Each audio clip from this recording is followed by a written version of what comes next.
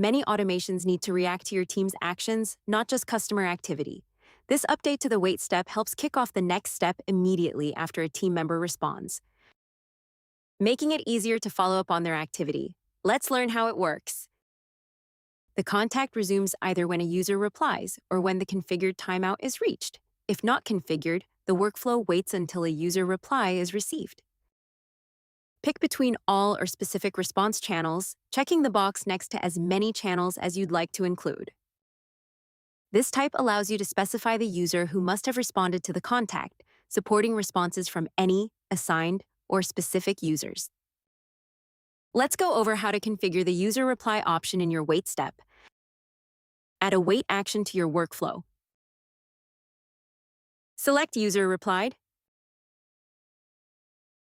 First, select the response channel.